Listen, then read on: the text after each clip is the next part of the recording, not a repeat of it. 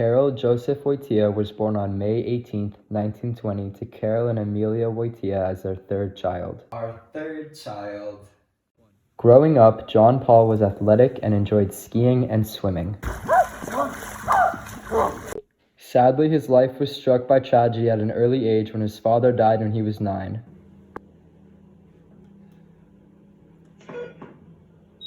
Oh no! He's dead! He's dying! Help! He's dead! His older brother also died when he was 12. Oh my God, I killed him! When Karl was 18, he enrolled at the Krakow University in 1938, where he showed an interest in theater and poetry. To be or not to be? That is the question. Unfortunately, a year later, Nazi Germany invaded his homeland and quickly shut down the university. The Catholics in the new Nazi territory were persecuted relentlessly. While it wasn't illegal to be Catholic, the state saw the church as a rival to their power, and the church was often suppressed and Catholic priests arrested.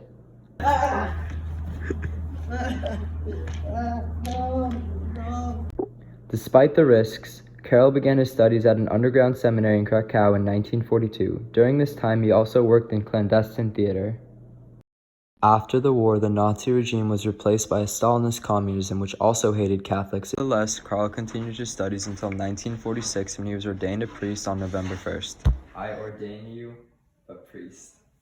Karl rose through the ranks of the church. First he became a bishop, then an auxiliary archbishop, and finally the Archbishop of Krakow, and subsequently a cardinal in 1946. During his time as a cardinal, Karol played an important role in Vatican II and did significant work on Constitution Gaudium et Spes, which focused and encouraged on the role of laity in the church.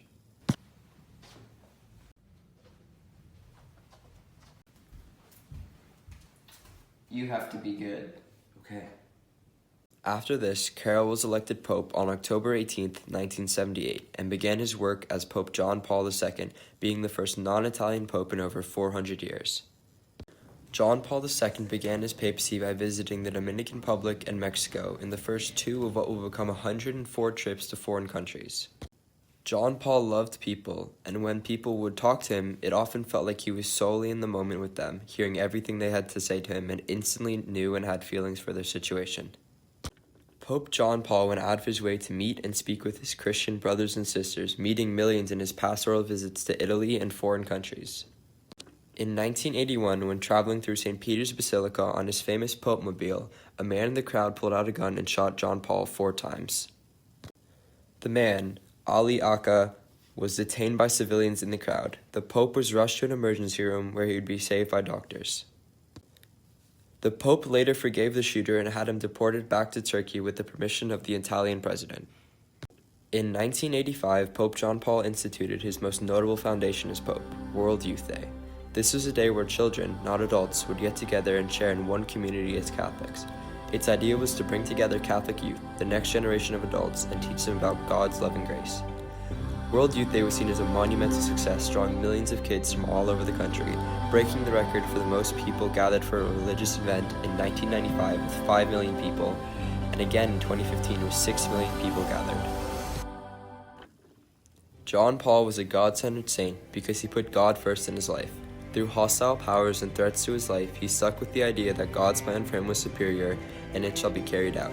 He instituted programs to draw the youth to God, reconnecting them with their Father. He visited over 104 countries, reaching out to all religions to connect them to the faith. He wanted to glorify God's image in a changing world.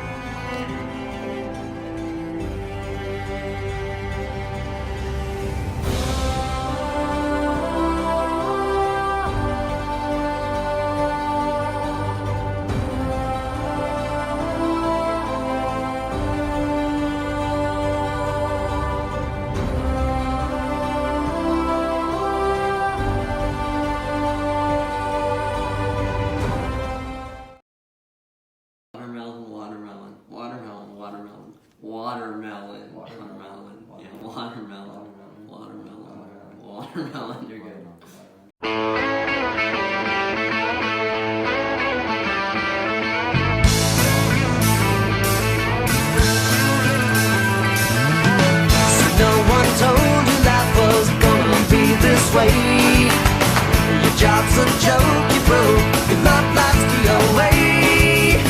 It's like you're always stuck in second gear when it hasn't been your day, your week, your month, or even your year. But